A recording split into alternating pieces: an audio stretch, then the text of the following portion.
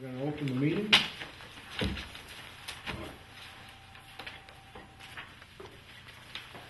So very, again, reports from several people, so it looks like everybody's on their way. A good start. One of the things that we're going to do is go over the analysis of service operations that we were given, and to understand what they're looking for. You want to pass it around? These are new copies, so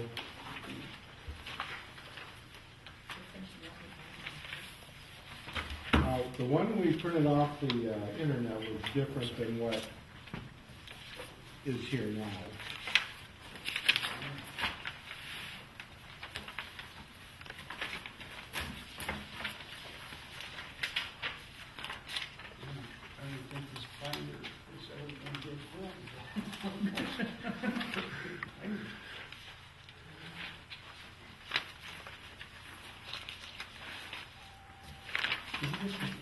Is that a back page on there? Or is that the page 2 or 3? There we go. Yep.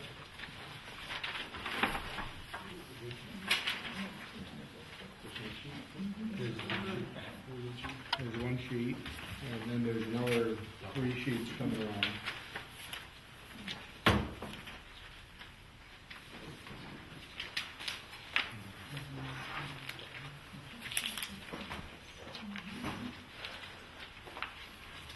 These are guidelines, set of instructions for analysis of current operations.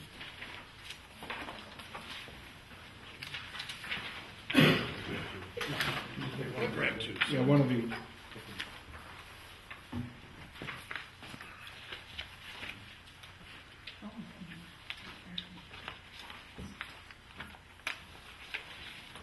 Now the instructions are just help us a little bit.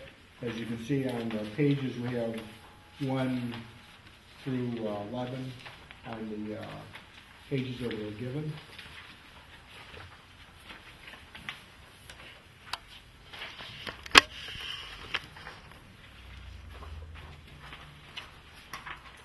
You have 1A and then 3. Okay. Yeah, that's okay. So, under the 1A classification, it's pretty self-explanatory. You're supposed to put down the title of each department. You're supposed to put down whether the person is full-time, part-time, or seasonal, or contractual. And then if there's any separate credentials or licenses required for the job, like a CDL or whatever. And like in the sewer plant, if you need a special classification for the sewer plant, sewer operator, water plant person, if there's anything like that, put that down under the positions. And then under 2 is the services. It was recommended that we give a copy of this to whoever we're going to interview. Because under the services, they may need more, they're going to need a couple of days possibly to put down what they're doing. If you hand it to Jake or the head of the, the town or head of the person for the public services for the village, and says, what do your employees do? You know, they're going to, off the top of the head, they might think, okay, I've got to do spring cleanup, or we plow roads, we patch roads, put in culverts. Everything that they do should go under the service section. These are forms we're definitely going to use? These are the forms we're going to use because we want everything. We don't want, you can write it out in longhand if you want, like some of the reports I received, but these are going to be the basis for when we get to figuring out what are essential services and who works where and what they do. So we have to have these forms filled out.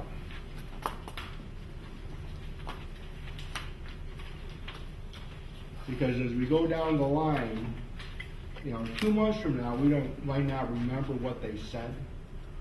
So if it's documented now, 2 months from now, when we're coming up with our final plan, we can look back at these and say, okay, this is what the supervisors said they do. This is how many man hours they use. And like as you can see under services, you're going to put down, is it a basic service? Is it a shared service? Like with the highway department, I don't know if they ever work together on a roads project. If they already are doing something with the town, or if the town's doing something with the county, if there's shared services there that are already going on, it's important to know that they're a shared service. And then, is it something that's critical, that has to be done, something that's very important, or something you do because you have the manpower and time to do it, but it's not something that is basically within the general scope of operations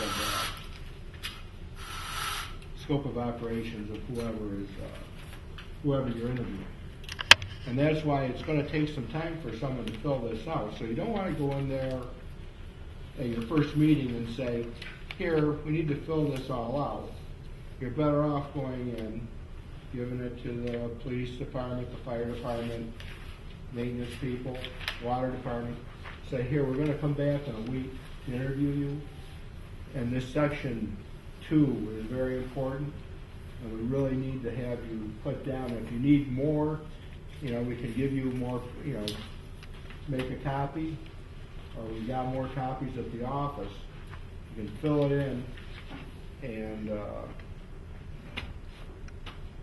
so we have all the correct information. Okay, then we go to page 2 where it has who receives the service. Is it a special district? Is it a special water district? Are there special water districts? Are there fire districts? Are there lighting districts? Like out in Gristmill, I guess, there's a special lighting district.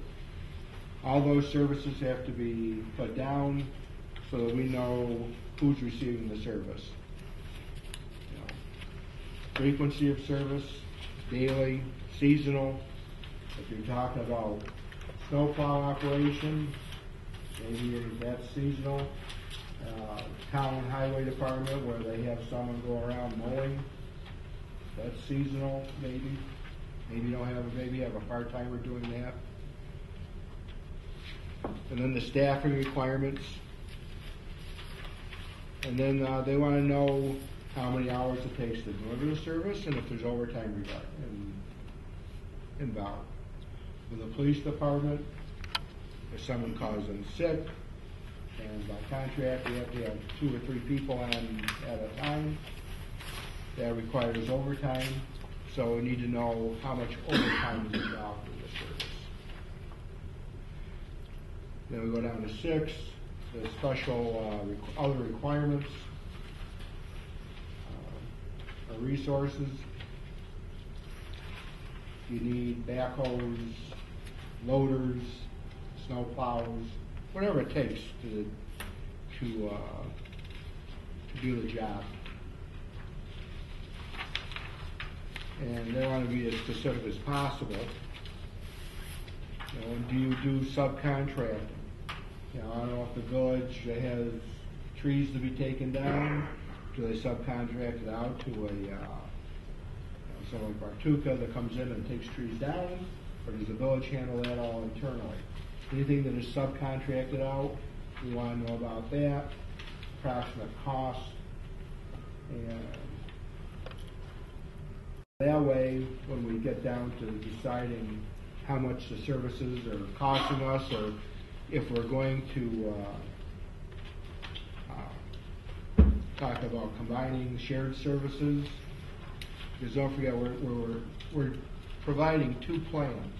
One is if the village is dissolved, and the other plan is if the village is not dissolved, what's the best situation for shared services, so that there might be cost savings in that regards. So since we have to come up with two plans, we need to have all this information down. Because like in the highway department, maybe they can share equipment or whatever. So, and then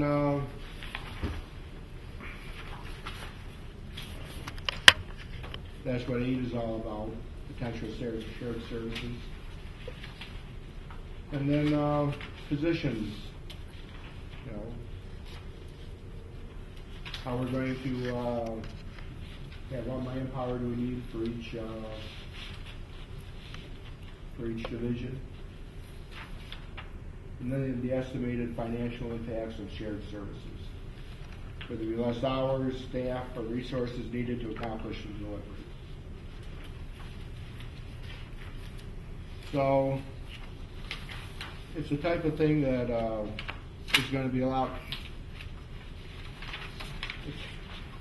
It's going to be more difficult than I thought. but that's. Should give you a little more room on the floor. But that's what the form's all about, and we need to have some pretty exact figures. For example, Thea and I met with Larry Hardwell to talk about the court system, and I showed the consultants our paperwork, and she said what you did was good, but it doesn't go nearly far enough. They want to know, they gave us estimates of what the caseloads were. They said we want to know exactly what the caseload is per month for the village and for the town. How many hours does each justice put in for the village and for the town? How much income is derived from the village and the town per month? And all that information can go on this form. So that way, when we are getting everything together, we can all just look at the forms instead of digging through a bunch of notes. So it's important to try to fill these out properly the first time. And we're all going through this for the first time, so it's, I read everybody's notes that were sent to me about the meetings they had, and it's all good, but I was supposed to stress the importance of these forms, and that's what I'm doing. So that was the first thing. We did receive a comment online from Mr. DeWolf saying that their organization realized that we have a difficult time ahead of us, and thank you for donating your time to this process. As you move forward, please consider CGR's 2011 efficiency study and reaching out to them for input due to the large amount of work they've already put in that is relevant.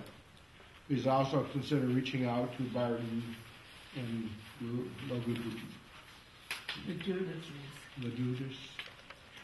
Seneca Falls, as they've offered their post-dissolution experience and suggestions as well.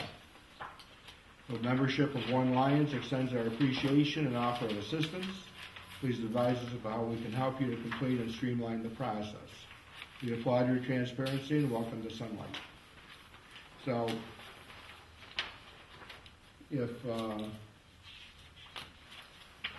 any correspondence we do get, any comments we get, we will put it on the record. And if there's any comments or from any of the board members, we can discuss it. I met with the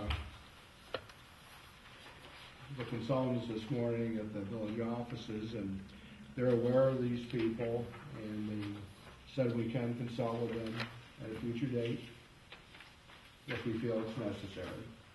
And we don't have a budget, so we can't pay anybody to come in to give us their insight. If there's volunteers available, then that is a possibility. So, as of now, we're going to go over the committee reports. Public safety. Is that your turn? Your turn. Yep. You got my email address? Yes, I did.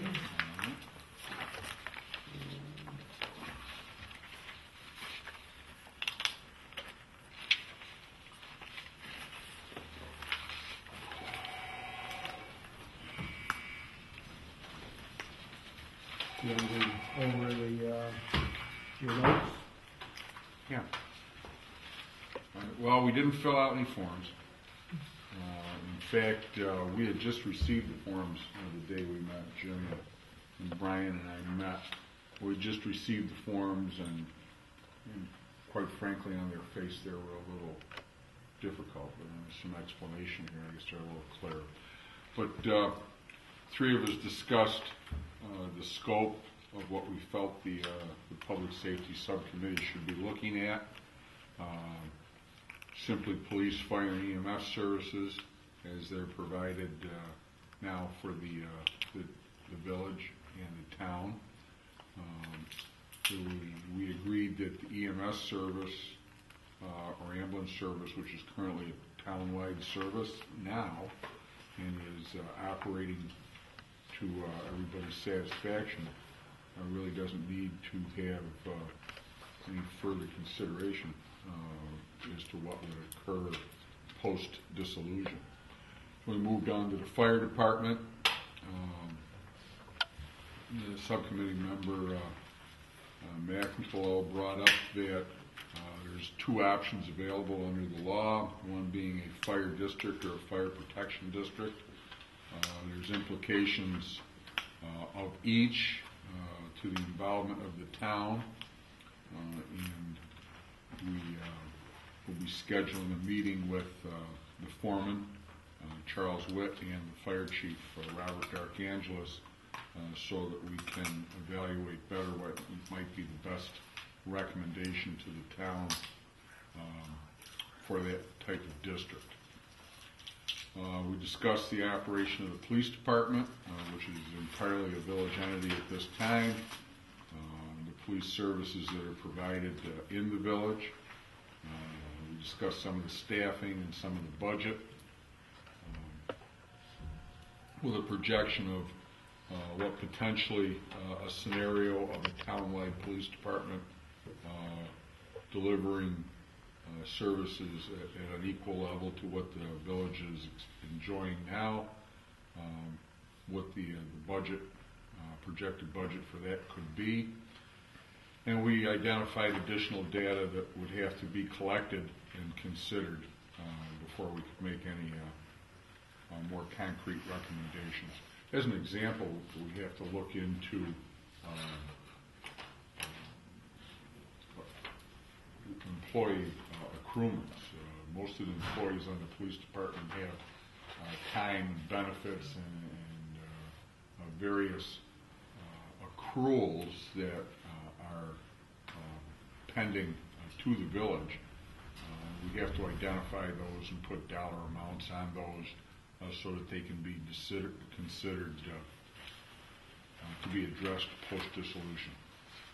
So that's the status on that. Okay. Any questions on that? And hopefully we can interpret that into onto the forms. Okay. And,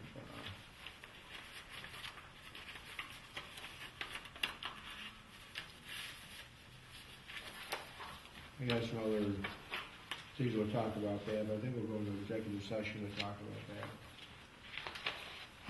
Okay. Next would be,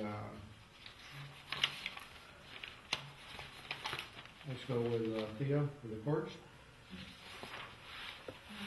Yesterday I met with Larry Hartwell, who's the village and town justice, and Julie DeWin, which is the village court.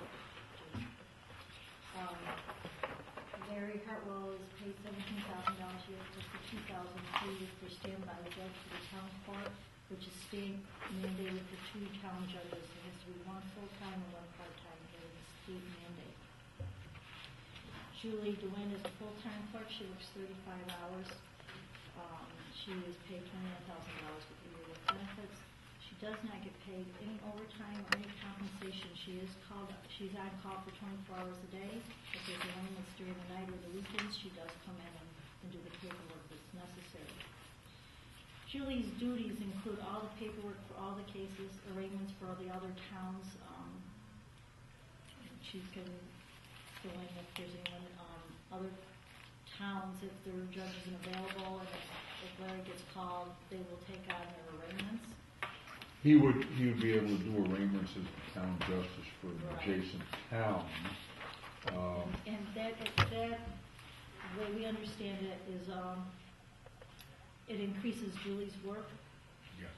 because she has to do all the paperwork instead of that town clerk or judge clerk doing it. It falls on Julie. She has to do all the copying, the arraignments, faxes. He has to contact the DAs, public defenders. If it's decided that the case goes to grand jury, she has to do all the paperwork and forward it to the county courts.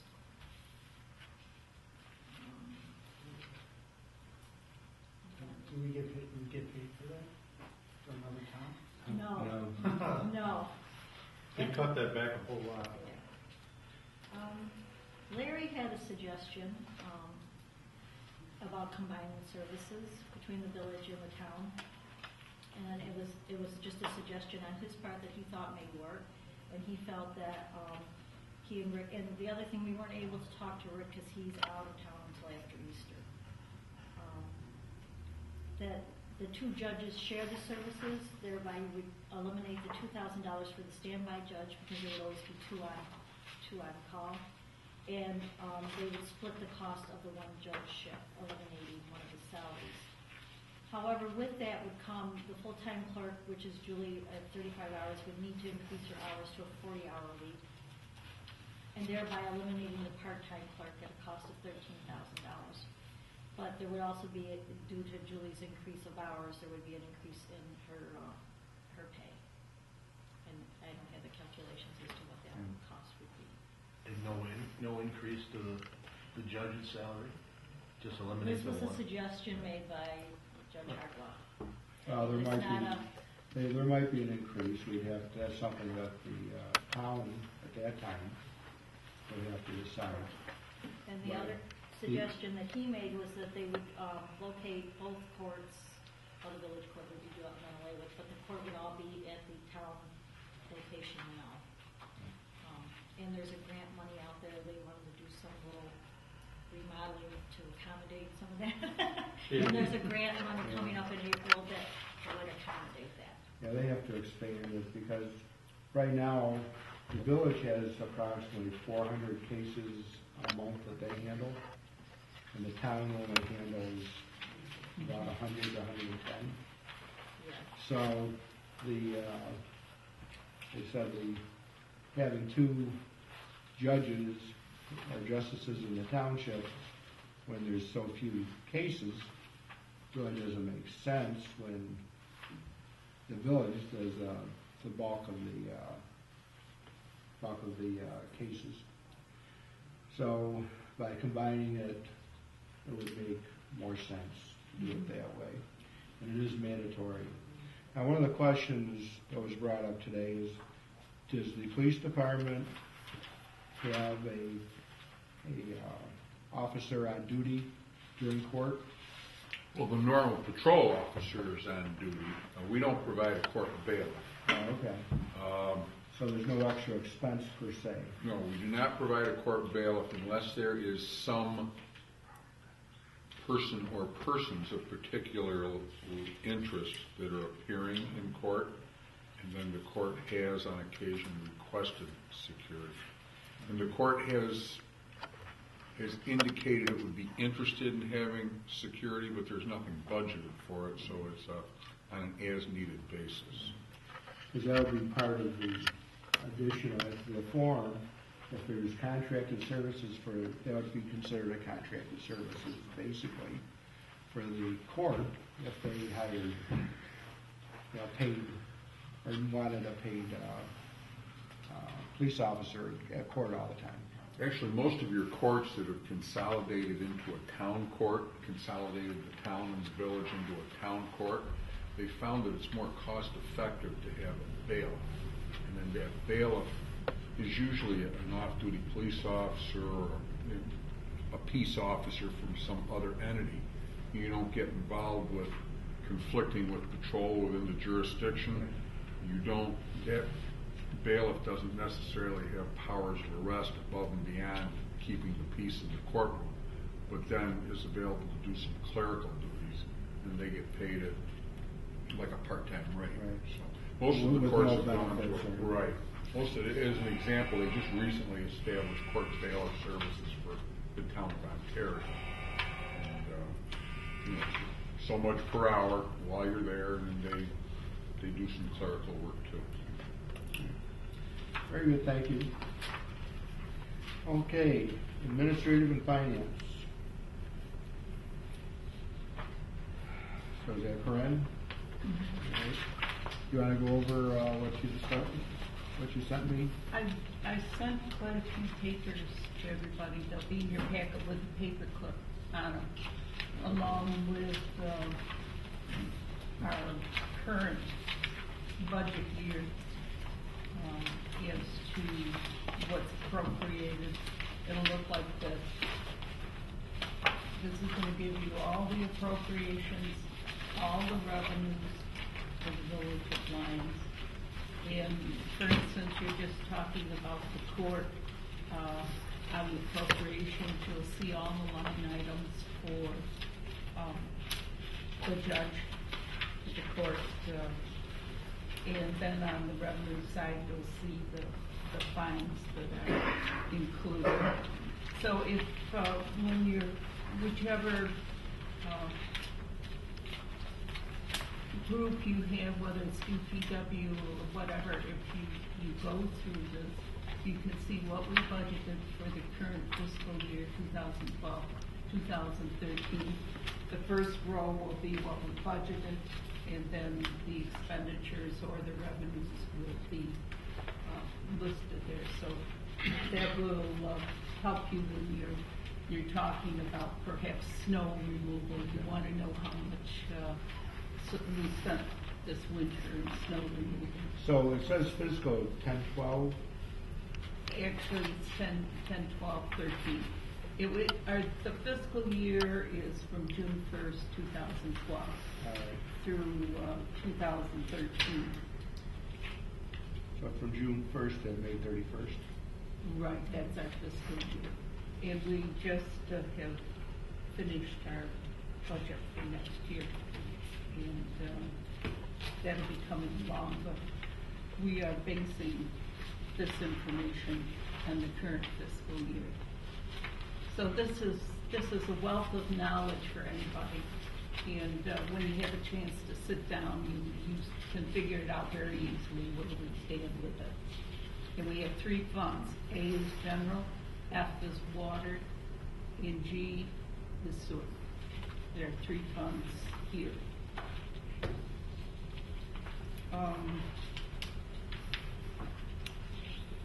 Brian is looking into, there are a couple of forms that the village has to fill out each year, and the town also has to fill out the form for tax cap, 2% tax cap. And then the village itself has to fill out a form for each year when we do our budget. Village constitutional tax limit. And so Brian was going to speak with the controller's office to see how that affects us as transition from village to town, because the town does not fill out a constitutional tax limit. So we need to know what our status will be as far as some of those forms are. And I'm sure there'll be more as we go along. Many of the other items in the backup are cash balances. You'll see them.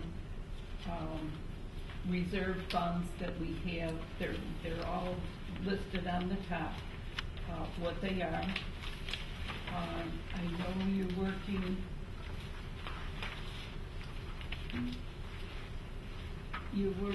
on benefits in each of your departments for people. So there is a copy of hospitalization cost by employee, how much it's costing, and how much, there's also a section there for the retirees. Because in the village of Lyons, retirees do receive the benefit of hospitalization, depending upon when you retire. For instance, in the police department, when you retire, you're capped at the amount that is paid when you retire, but you don't get that benefit until you're 65. So if you have an officer who retires, say he's 45 or 50, he'll get nothing until he's 65. And then it will only be the amount that it is costing the village when that person retires. So regardless of dissolution, the village would still be responsible for that. I would cost. assume so. It's whatever we come up with for the cost. We have several retirees. As far as the current employees, I think it's 2004, we paid 15%, or the employee pays 15% towards their hospitalization. 85, 15%. Yeah, so it's, those are all listed in the form back there. So if you need to, for instance, go to the DPW and see how much it's costing for their hospitalization, you'll be able to pick it off that form, or just come to us or Denise, and we'll be happy to figure it out for you and make sure you get that information. Well, if you can get that on these forms somehow, you know. I'm not for the sure. card. Now, I don't know how it'll fit on there, but, you know, Connie and Diane are both available. And, Yeah, maybe we can figure so out if something. so it might be worthwhile giving them a call and saying, how does this fit into your, how does our information fit into this? Okay. So, but you're talking about an overall finance where we're all talking about individual departments. So maybe individual. Well, it is department. broken, Right. you know, Right. broken down. You can easily pick it out. Right. And then also the wages in the coming fiscal year, which starts June 1st, 2013, there's a 1.7% wage increase. And so all of these forms are pretty, New York State Retirement, PNF, you'll see the percentages. There's a copy of the notice from New York State Police and Fire and Retirement, giving the percentages for the employee. So some of this information will be very helpful to you.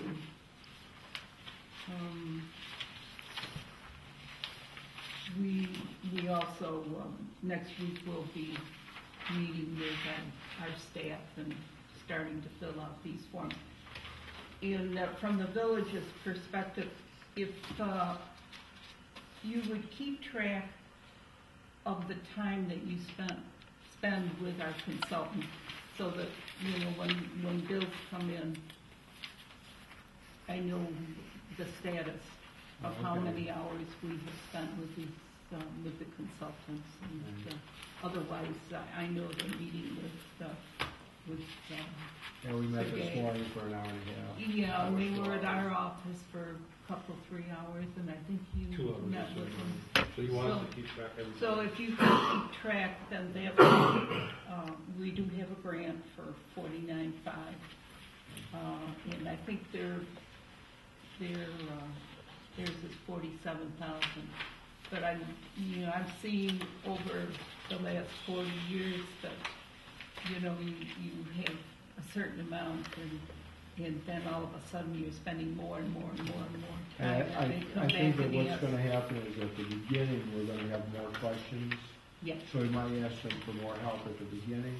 Hopefully, once we get used to everything, we'll have fewer questions for them until we come to the final phase and we have to put our report together. So, but I would rather do it properly.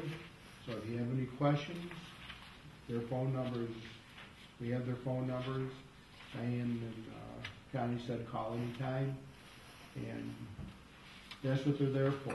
They're very Because helpful. they've been through it, so they know. She was telling me today that when they went through it in Seneca Falls, it was a disaster in how long it took. Yeah. Because they weren't as organized, and they've taken all their experience and boiled it down into these forms and said, this is the easiest way to gather the information. We don't have to go back 2 months and ask the same questions again. So, but they're there, so don't be afraid to use them. Is the Teamster Care Plan different than the regular town plan for hospitalization? The regular town plan, or the regular village? Village, I'm sorry. It's so for the Teamster employees who are part of that union. But there's no, okay. There's no, in other words, the Teamsters don't have their own medical plan. Yeah. Oh, they do? Okay, and it's different than the village plan. Well, we have, let Denise explain it to you, because I know she has to deal with it every day. Well, because we have two separate unions, you have the Lyons PD and you have the Teamsters. The PD has their own health insurance plan, and then the Teamsters, they have their health insurance plan. And then the village has their There's only, I think, 2 other people that they're under the Teamster plan. Okay. So there's the police and the Teamsters. And how about, The retirees, so like you would be, the retirees are, they're under a separate plan. They're under Excel. so you got actually 3 different medical plans.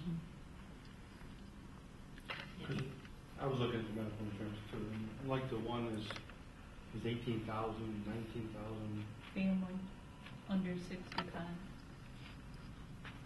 Huge numbers. I know. Holy smokes.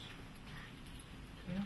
It was available at one time that everybody could be under the Teamsters, Can't anymore. as long as they weren't exceeding the bargaining group. If there's 20 police officers, you couldn't exceed that amount. And then the Teamsters, because they went to the police one, or the police went to that. And It was the always police available. went out. The police got out a few years ago Yeah. because the rates went down on their. Yeah. Are they still through Council 82? Their union Theirs rep? is- Yeah. They, and then the old retirees have to be under, we just went to a new plan for over 65 retirees. anybody who is a part of the Teamsters can stay on the Teamsters over 65 plan. 19,000 a year seems awful expensive for a family plan. That's what it is. Yeah. Back 5 years ago, when I was working with the FAT team there that looked at the county, there were people that were retired that were costing over $18,000 a year for their health insurance Yeah. when they weren't making $18,000 when they retired. Because, and I guess you can't force people to take a Medicare supplement once You they hit can. 65. Can you or can't you? With the county, we usually get a letter telling us not to do that, to stay with the county. You know? But see, they have a different, it's self-insured. But, I mean, he was Yeah. talking about county, so that's why I said, you know, they tell us not to take that, that it's, I thought it was more cost effective to stay where we were, is to go on the outside. Okay. They also have community insurances where you just group as yourself, and if you're in the community of the whole village and the town is together and they have a low comp case rate and they have a low, accident rate and they're healthy, they have a lower rate that is available for people like that. I know our company that I work for does that. We went to a community one, we're like our separate entity with maybe the hospital, so we went to a lower rate. Because if you're all balked into the Teamsters and the Teamsters are all over the state, and it could get expensive. But Even though there's more people. But your average Blue Cross Blue Shield or MPD, that's family plans are just 15 to expensive. 17,000 Yeah. a year. So, You know, Well, okay. what I let me ask Denise, you probably know, is the breakdown between each, the Teamsters, the police, and the village, is the breakdown per person, all 1585? No, 2000, you had to be hired at 2004 is when they started the 15% that the employee pays. 2004. Yeah. And I guess my other question would be, on the retirees,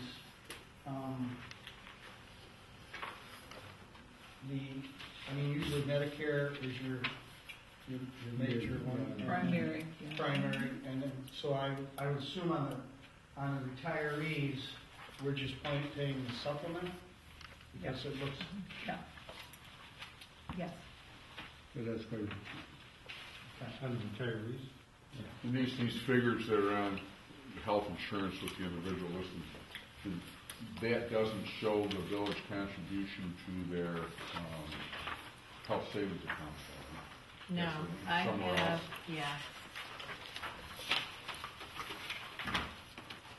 I have that breakdown, I can get to everyone. And there was just one other item that we brought up at our meeting, and that was our compensation insurance, what would happen with that. Because the village went from 15,000 last year to 83,000 this year, and the reason for that was that we had 2 employees who ended up with shoulder surgery. We had ankle problems. So we will be, for 2 to 3 years, be paying the higher amount for compensation. So we need to know how to figure that in and how long. Yeah. Because the max exposure is 20 grand under the county compensation plan for 3 years. So one person could be 60,000. Wow. My understanding is, and I might be wrong, is that any ongoing expenses from the village, even if we dissolve, the village would still retain its As a district. and be responsible for that. So that would have to be included when we come up with a plan. But that would be, that would be a village expense, regardless of whether we dissolve or not. so, could you just give me the A, F, and G, which ones? A is general. General fund. On the health. Oh, it's on the, yeah, it's right here. is listed, and then, on this one, there's one with a little box on it that shows the breakdown. You didn't print it, just Where What do was you guys it? pay for a family? This- 79,000. Family. Yeah. Really? 59, maybe 12. There's a Cars at little, work is at 14. Oh, right here? Yeah, It's right right at the there. school, so. yeah, yes it is. And in fact, it breaks it down, retires and Oh, that's all we try. yeah, that's. just- Okay. All right, Okay. thank you. Enough, Left sidebar. enough sidebars. Thank you for your report. Okay, next we'll go to, water and sewer. We're not ready yet. Yeah, I was a little hesitant to bother because I knew everybody was going to attack me this week, the administrative and everything, so I was going to talk to you tomorrow. Great, okay. Yeah. Okay. Because the sewer and water is basically self-sufficient, it doesn't go on the tax roll, so the bills are probably going to pretty much stay the same unless we outsource billing or outsource something else or whatever. We still have the water and sewer in the village and the town, so it's really, it shouldn't affect the tax base at all, other than accountability of what's going to happen. Yeah. We just need to know. So I'd like to talk to her tomorrow, so next time we'll have something. Is that all right, Mary? That's fine. Now, I guess, well, the question would come in, do we run our own water department, do we buy it from the county? Would it be Well, better we to can- become a, county, become part of the county water authority? We And those are the questions that will need to be answered, I guess. We're going to meet with Marty Eamon sometime maybe next week or Yeah, next couple of weeks, and we'll get some particulars so we can. All right, yeah, because I know it, well, it doesn't affect the budget per se, but we're looking at a way of streamlining and making it cheaper for the taxpayer, so that would be shared services or whatever they would be looking at, so. Okay. We look forward to that. I guess, highway, Jim Pacello, Jim Brady. I can start off if you want to jump in. We spent a couple hours with Mike Salerno. I talked to Jake. Let me start with Jake. I talked to Jake, and then Jim and I just talked to him for a brief, told him what we wanted, told him that we'd be back, and now that we have the forms, it'll break down. Mike, we spent a couple hours with, and he told us his operation and everything. But actually, Mike can fill these forms out, but the difference between Jake is elected and Mike is appointed. So when Mike needs a tire, he goes to C3. Okay, so if we want further breakdown, we'll either have to go to Corrine or Denise and say, look, can you just break this out for us? But he will know what services they provide, and he knows what That's his right. budget That's right. is. But like I asked him, I said, can you tell, out of your budget, can you tell me how much time is spent in potholes, how much time is mowing, how much time is paving, how much time is snow removal, how much is in the parks? I don't think he can do that. I don't know if you can do it. They can't do it? I don't know if it's coded, is the job description coded? Yeah. Okay, so you could probably break it out. He says he fills the time out and it goes up, down, and that's it. It's like on a water main break, he says Yeah. everyone is different. Because, whenever he gets into the hole, what's he gonna find? How Right. bad it's gonna be? Well, I know, but you can go by past experience. Well, that's, right. So if you can break that down, we'd appreciate that. So that, If you look at point 1 on the financial report, point 1 is wages. So if you look under snow, you'll see what's budgeted and what we spent this winter. Oh, Or okay. point 1 for the police department, you will see how much we budgeted for the PD and how much we have spent. So much of this information is Is in the available budget, there. okay. Is to, of course, it's that budget is a guesstimate, but the actual expense is actual. Right. And Denise breaks that down. So are they gonna have to need to know, like, say they did 25 water breaks and they spent $30,000, and then we'll prorate it per water break? Is that what you want? Well, they just want, we have to know going forward how manpower is used, Yeah. what the expenses are. Now, if you know, especially like with the parks, how much time is spent in the parks. Yeah. You know, that's important to know. Obviously, the water main breaks. Do you subcontract that out ever, or do you do it all in-house? The only time we had to do that was when we had the water break under the Route 14 bridge, that monster that really, Washington. yeah, we had to, it was too deep for our people to dig. But yeah, so if you know what has happened in the past, and from year to year to year, it's within a 10%, variance, then you have, what if one year is 50,000, the next year is 10, it's sort of is hard to, but that's the information we need. I also noted on the report that I requested from the controller's office. We have what is a Last 5 years, 5-year financial reports, and it'll go right straight across. You'll see how much you spent in the police department, how much in the fire department, how much you spent in the water department, in the category. We'll be able to tell you how much wages we spent, equipment, so forth, that type of thing. So it'll give you a good idea. And I have it going way back to 2000, so if anybody wants to even go that far back, we have all that information. And when it comes in, I'll make a copy for everybody. Right. Yeah, very So good. you can see that. Jim?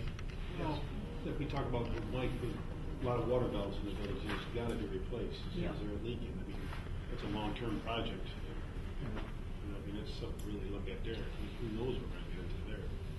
Well, again, if that's under the water department budget, it's an expense, but that's something that's going to be paid for by the water district, per se. And we budget each year to do, not a lot, because they cost almost $5,000 That's to what Mike do said, about 5,000. one valve. So each year we try to budget either 4 or 5 of replacement. I know right now he's looking at doing a couple of them at the intersection of Queen Street High School there. Because we hope to do some paving, we want to get those valves done. So, that's $25,000. So we can't put, if we want to raise the water rates, we can do every valve in town, but How many valves are there? 500. Hundreds. Okay. A lot leaking. Yeah. Oh, that's it. Well, that's maintenance, you have to provide maintenance.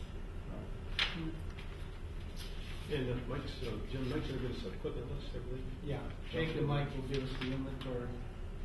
And We did then that all down. we'll have to go back and see Jake and Mike and give them these forms and go over them. Have you discussed shared services? Do they do quite a bit together now? They're starting, last year when they paved Main Street, Jake helped them out, and the I county think helped one them helps out. it out when they need it, Yeah. For hauling blacktop and hauling millings out and stuff like that. When they're Snow removal. There could be a lot more. Yeah. Plain and simple. But They don't do enough. All right, but that's the thing that, we need to know. Again, like we said, we gotta develop 2 plans. So, obviously, if we do away with the village, then we don't have to worry about sharing the village and town. But if the village stays put, Doesn't the school share some of those services with the village too? Isn't it? well, the highway. Yeah, I mean, the bus garage. Right, but I thought they shared equipment. They bought a forklift Oh. from And a washing Russ machine. Bank. A washing machine too. And a welder. It was $1,500. They all threw it at $500. They They don't just have got a it. tire Shared changer. it. No tire changer. But the only joint service, and I think I could be wrong, and Brian, you know more, because he's been around in there, but the joint services of the joint facility are just things pertaining to the building and the property, not for going out on the streets and doing stuff. Yeah. That's just, Right. and that's Well, really I just good, know you from the school's point of view, they always say they have shared services with the village and the town.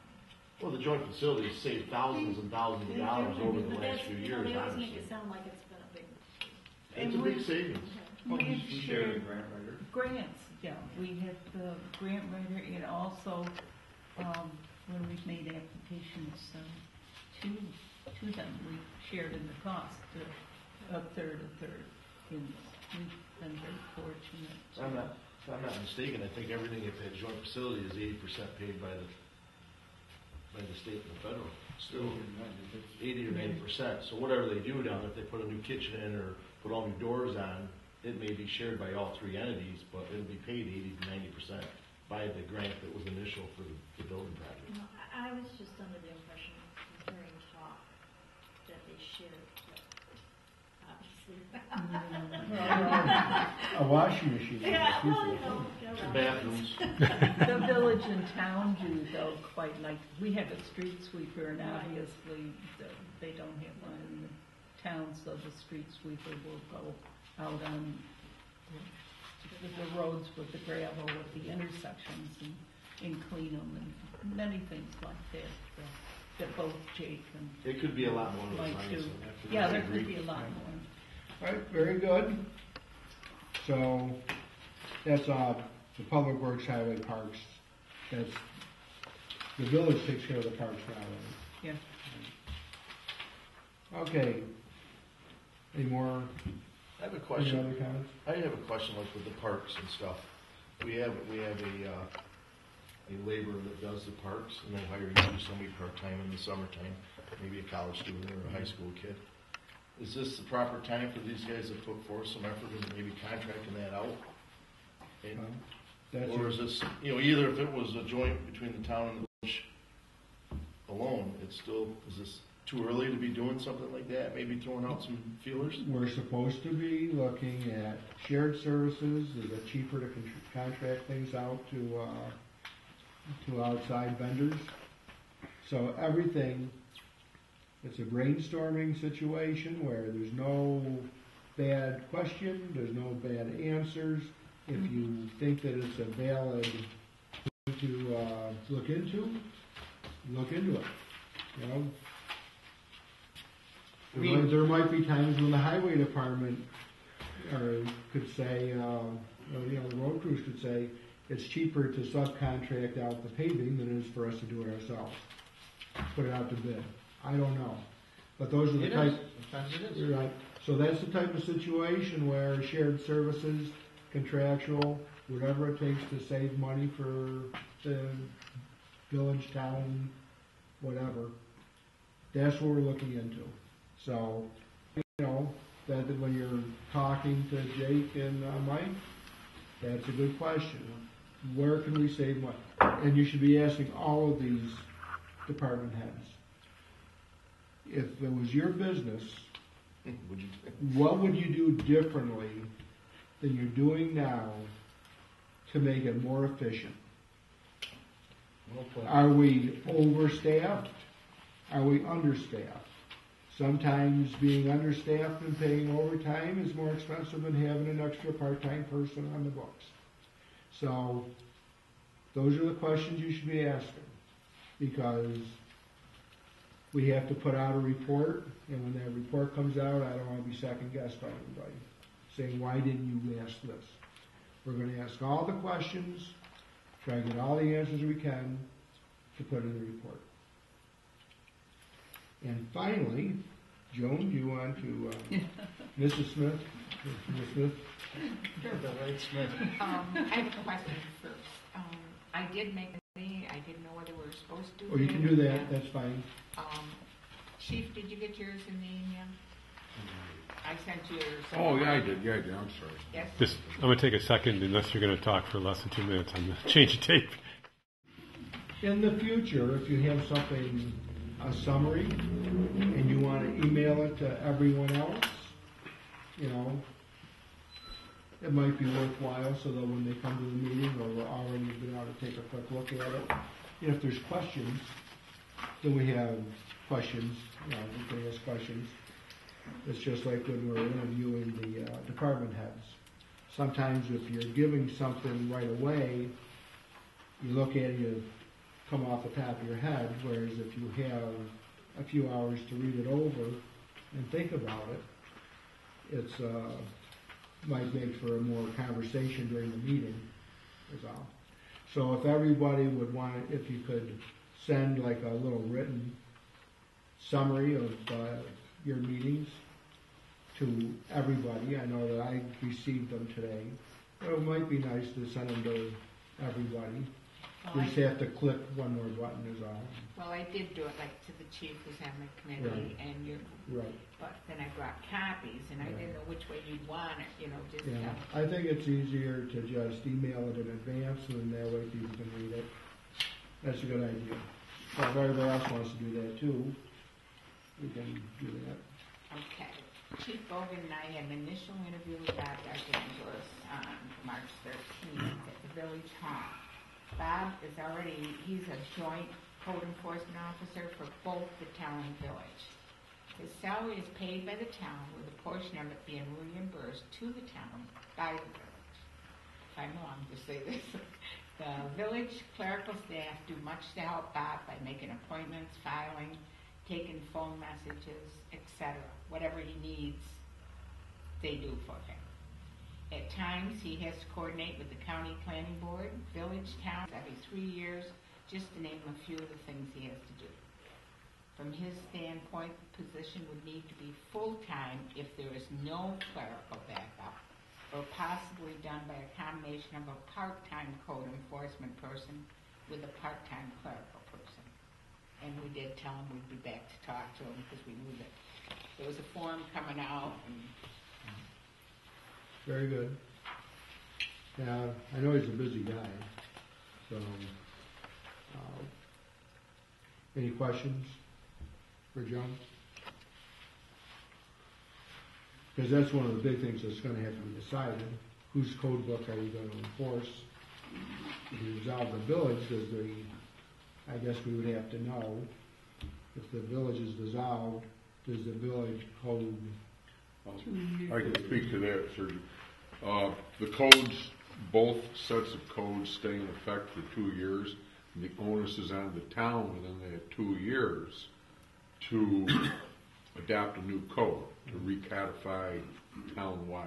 But initially, if you do have a dissolution, you get over that hump and you've got 2 code books in there. When we talk about codes, you're not just talking about the code enforcement, which is your building and property maintenance codes. You've got all the parking violations, your peace and order, local laws, and all of that would fall upon the town to decide what and how they want to adapt, but they have that little hiatus there. Yeah. Because I know I had a complaint, and when I talked to Bob about it, he said, well, if it was in the village, we could take care of this. But since it's in the town, they're very lax. Not lax, well, they're lax. They don't want to be too rigid because of fines and whatever. So he said, I can't really help you. So I know that there's 2 different codes, and I guess that would be a fairly good size expense to go through to redo a code. Well, I spoke to Senator Falls, and they're in the process of doing theirs this year because they're in their 2nd year. As soon as they get it done, they're going to give me a copy of theirs. There's no reason to reinvent the wheel. Right. Take theirs, if it does the job, and see if we can't use it here. Modify it. Did they give you a cost, Brian, Of doing it? of what they're? No, they're doing it right now. They're in the process of doing it right now.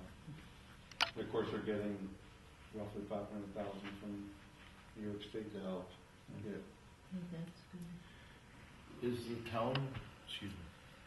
town, did they adopt all the state codes a few years ago when the villages did, or? I don't think so. We didn't. Because I think it was mandatory, they had to adopt them like 7, 8 years ago, I think. All the state codes. They made them all more stringent, came out all, well loaded up. A lot of the codes for the village are different because there's more you know, there's more apartment, you know, apartments, houses, and there's more public safety requirements in the village than there are in the town. There aren't too many, you know. Yeah, we have landlord laws and that Right. type of thing with us. But we also have in that code, the guidelines and the regulations for water and sewer. To be included in that, so because of the state regulations, so those are the updates. So I guess when you do talk to Bob, kind of how many hours he has, how many different permits does he, you know, just like when you're talking with the village clerk and town clerk to find out what they're doing under their job description. You know, I know they do birth certificates, death certificates, dog licenses in the town. You know, those are all the things that you have to write down. Same thing with Bob. He has an annual report, and he also has a monthly report that Okay. he submits to the village, so if you want copies of That would be those. good. One of the things that we had intended to access prior to his next meeting was his monthly reports, which are pretty precise as to the breakdown, town to village, how he spends his time and what his work demands It's are. about 80/20. And then you look at Yeah. the monies and the fees, and that would all be available by the next meeting. We could dig that out. Okay, the income from the, okay. Well, Yeah, CGR and did that's on the that study. report. CGR did the study 2 years ago, correct? Was it 2 years ago? CGR did the study 2 years ago. 2010, so it started in 2009. They've got that all broke down too. I mean, they did quite an extensive study on Would everybody like a copy of that? It's sort of What- out of what date is- by now. It's Sure. we had a shared services report, and that was a combination of the school, town, and village. And it addressed things like the code, the DPW, the code enforcement officer, administration, things. Well, that would be good to have. You know, you don't realize what you don't know until you get involved in here, and then you realize there's a lot more involved Yeah. than we ever thought. If you're not in it, you know, when I look at your budget and I see how many different classifications you have for revenue and Yeah. expenditures, it's sort of shocking. So, It's amazing. People Yeah. just don't realize the magnitude of yeah, what goes on in the village. right. So are any other questions for Joe? I don't see the reporter here today, so. But there's only one Smith here. So. I know a few years ago I looked into it when I was in office of joining the code enforcing with the fire department. There's a few of the fire departments around that have paid drivers, and they go out and they do the code enforcements. Obviously, they're bigger departments; they might have 3-4 guys on at a time. But if you could get if you had a full-time fire department like we do now, if it dissolves, I don't know. I'm hoping not. But if it stayed intact, and you put that other, work onto the workload onto them. Basically, what they do is they just drive out with the fire truck. They park in front of the apartments or wherever they are. They do their codes, they do their inspections or whatever it is, and if there's a call, they leave the truck. They don't miss a beat. And I did talk to a couple of departments personally years ago, and they said it works out well. Well, I can see where that would work. So, any old business? Yes, Dick? One of the things that we discussed at the last meeting was a press release, and I have a potential press release there, and if it's to your satisfaction, if you approve it, I will have that for the press this evening. Okay. It's about the availability in looking for comment and opinion and advertising the public meeting that we have scheduled for next week. Okay, the Lyons Dissolution Committee has begun the work of formulating a plan for the dissolution of the Village of Lyons. The committee members have been tasked with a study of various aspects of village government, such as public safety, administration, finance, highways, and public works. Essentially, all of the services provided by the village will be studied. Considerations will be made to transition those services to the town. The financial impact on the taxpayers, both inside and outside the present village boundaries, will be considered. Committee Chairman Sergei Bartashevich has directed the committee members to seek and consider the suggestions, concerns, and interests of citizens of the community. In order to provide a free exchange, a website has been set up. Progress of the committee and the means of contacting the committee can be accessed at www.lyonsdissolution.org. Comment forms will also be available to the public at the Village and Town of Lyons offices. You have them, Brian, at the town offices? What was that again? I'm sorry. Do you have the comment forms at the town offices Yes. too? All right. An information meeting giving members of the community an opportunity to address the committee is scheduled for March 21st at 6 p.m. at the Lyons Fire Hall. Citizen presentations will be limited to 3 minutes. Okay, I think Green has some. No, I didn't get the form, so maybe we'll. Did you get them You from got one, Connie? Brian? Yeah, I told, what's that? Did you get them from Connie and? No, we went online, just downloaded one. Oh. Oh. She said she was gonna revise it. Yeah. It should be up there. Sam was gonna grab it today. I'm assuming we have, because he was gonna go on today. All right. So, does anybody have any comments? Looks very good to me. Do you think we're gonna need more room? I don't think so. I don't think so. You know, at the last 2 meetings we've had 5 people. We might get more. If we do, they'll have to stand or whatever. There's plenty of chairs and. And it is a close-knit community. Probably can go. Yeah, I'm sure we can get more chairs in here if we need them. So, all right, thanks. Gonna just put a SB on that? All righty. So that's the old business, new business. The new business. You all know what you're going to be doing, yes, When we have questions on things like this, are we gonna address them here? about what? Well, I'm looking at the health insurance, I have questions on it. Yeah. So, I would think you'd come to us. Well, why don't you go to the subcommittee Okay. and discuss it with them, and then they can bring, just like we read the comments from the outside. If you have questions, you can bring it up at the next meeting and say that it was brought up by Ryan. He had questions about the health insurance. So, because it's all going to end up in the final report anyway. So, Can I ask a question? Yes. I don't know if it's old business or new business. Where do we address the fact that our employees get longevity and they have vacation time and sick time and personal time and this is one of their very right. The discussion was that the village would pay them for any vacation time, sick time. That was. But who said that? Who said we would do that? We were discussing it this morning that we would most likely. Hey, we'll go into executive discussion.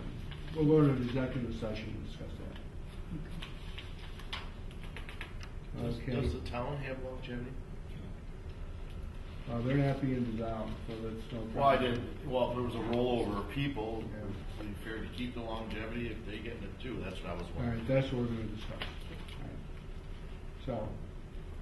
So next week is the 6 o'clock meeting from 6 to 7 if necessary. We're going to have public comment. And at this time, we're going to go into executive session. Mr. Chairman, I can't be here next Thursday, I just thought I'd let you know. I'll be out of town from Thursday to Sunday. All right. And it was planned way back in December, so. Understand. But I'm good all April and May. All right. And June. And June. And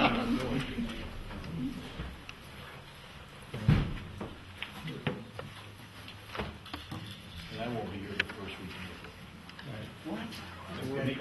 so you're meeting next Thursday? Yep, every Thursday. We have a meeting every Thursday.